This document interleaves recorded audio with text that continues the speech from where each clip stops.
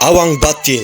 Ramai yang belum mengetahui bagaimana cara bermain dan apakah sebenarnya yang tersirat di sebalik seni warisan yang popular di negeri Perlis ini.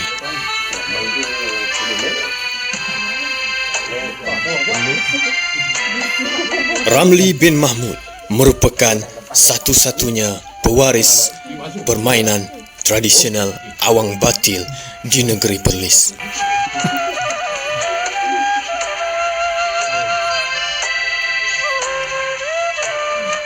Inilah merupakan kata-kata Pak Ramli.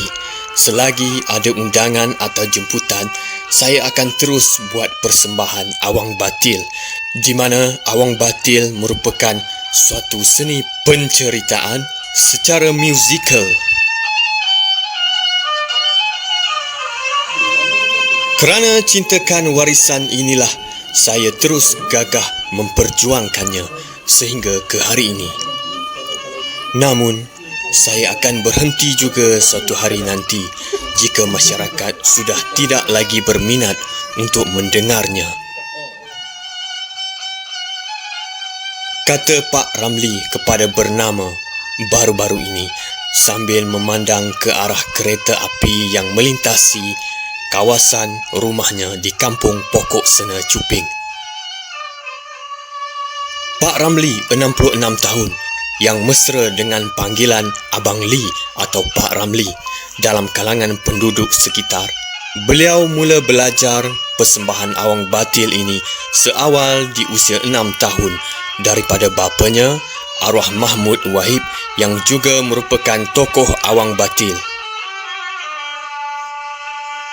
Katanya lagi, selagi ada orang memanggil Pak Ramli untuk bermain persembahan awang batil, selagi itulah Pak Ramli akan pergi.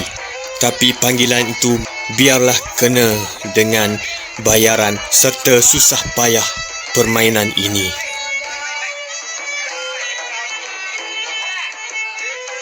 Walau bagaimanapun, Pak Ramli berkata dia tidak kisah sangat dengan bayaran.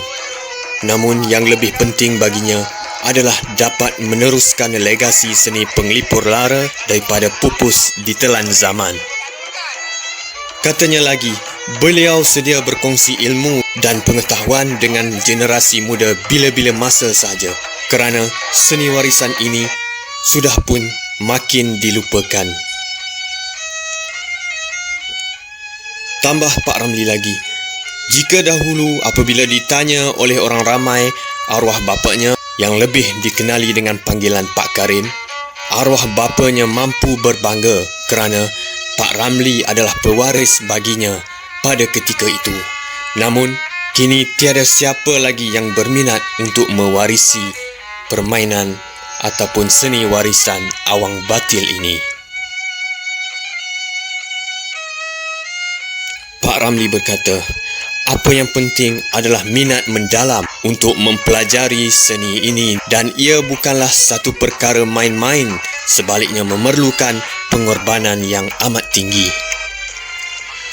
Dulunya ada juga 2-3 orang anak muda yang berminat untuk mempelajari awang batil, namun usaha mereka hanyalah separuh jalan sahaja, kata Pak Ramli sambil merenung jauh ke arah tingkap rumahnya sambil menggaru-garukan kepala.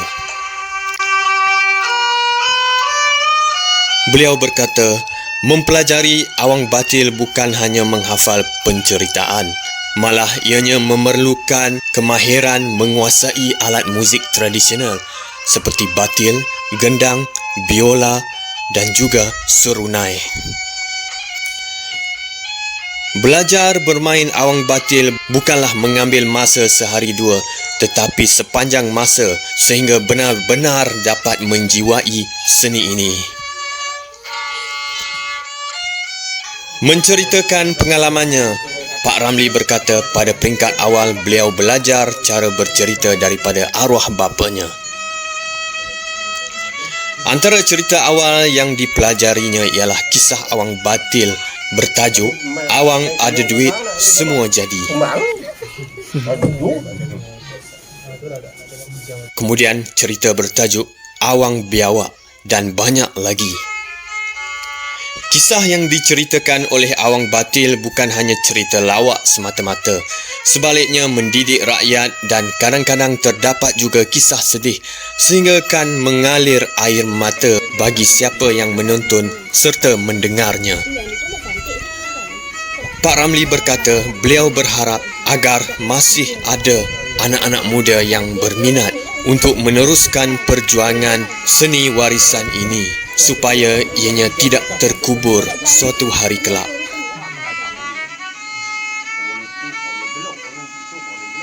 Pak Ramli terasa amat sunyi kerana hanya tinggal dia seorang saja yang masih aktif meneruskan permainan Awang Batil. Dia bagi tahu adik dia pula. Tokek ni jangan lari juga dia. Adik dia sangat sedih di hati. Pergi jumpa bomo nak buat macam mana. Adik dia bosok abang dia ni tipu. Pergi jumpa bomo.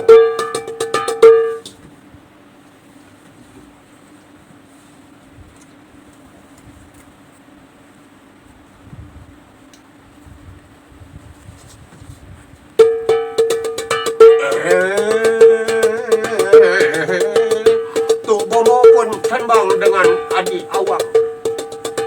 Apa hajat? Apa maksud yang cik ni datang kemari? Adik dia pun bagi tahu. Kami duk menangis. Tok bomo tolonglah saya ni. Awang penipu.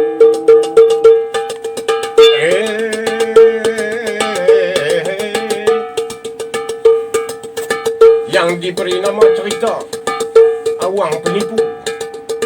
Bukan dia tipu orang lain, dia tipu adik dia saja. Sebab di suatu masa tu kejadian yang tak pernah jadi. Ibu bapa dia dah meninggal. Tinggal dia hanya dua beradik sahaja. Adik dia perempuan, dia lelaki. Duduk sebuah rumah. Jadi tak sesuai lah. Kalau siang hari dia keluar berjalan sana jalan sini. Cukup jam balik makan. Adik dia lah duk cari makanan. Yang dia tu belum dapat lagi. Dapat kerja apa pun tak lagi. Nak naik nyuak dia tak boleh naik nyuak. Pendek kata adik dia duk cari makan.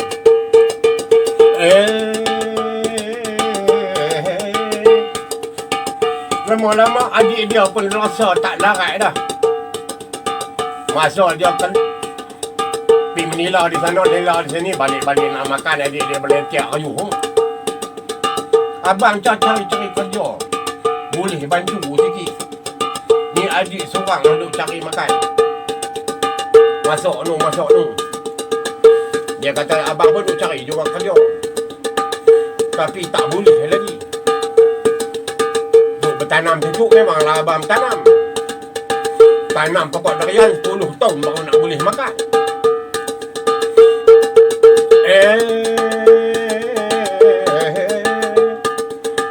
Adik dia pun rasa nak menangis tak larat dah untuk cari kerja. Untuk bagi abang dia makan. Abang dia longlin kalau siang hari. Lama-lama dia berjanji dengan adik dia, tak apalah adik.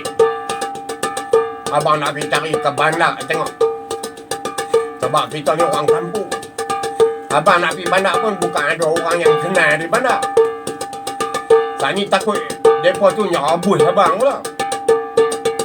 Tapi untuk kerana kita nak menjara hidup ni, abang kena pergi juga lah itu.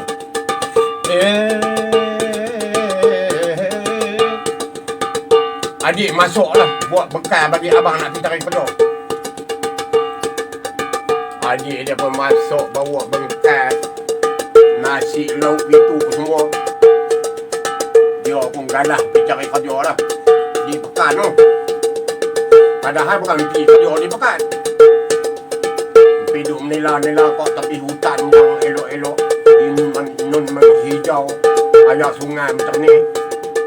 Nampak pokok kayu besar. Dia sangkut bungkus nasi dia di cabang kayu tu. Dia sanak dia pokok kayu tu, dia leno mengeruh tak sengok seronok.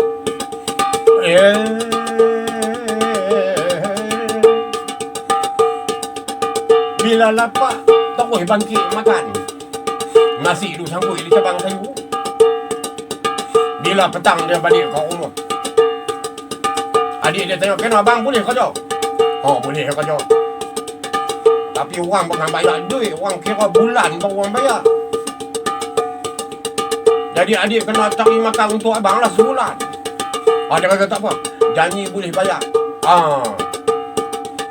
Begitulah setiap hari. Bila dah siang saja, adik dia buat nasi bungkus.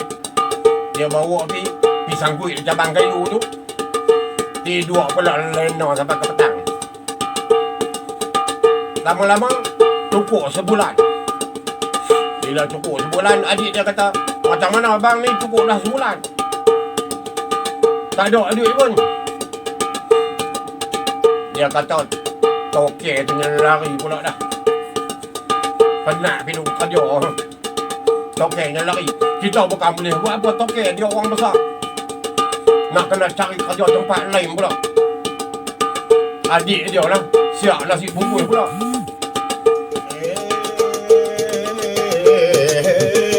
Pada ketika ni, waktunya ni. Tengok aku. Aku tengok hang. Hang gelak ke aku. Aku kenyekkan hang. Hang kesuai main. Aku kesuai pi.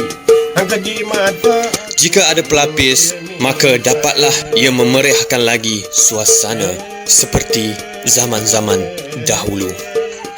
Demikianlah keluhan dari Pak Ramli, bapa kepada 4 orang anak. Semoga seni warisan ini ada penggantinya dan terus dipelihara dari masa ke semasa. Cik muda, guru tua kami tu saling guru. Bukan dah main, kami cium meniru. Kami dua turun ni bari yang dulu.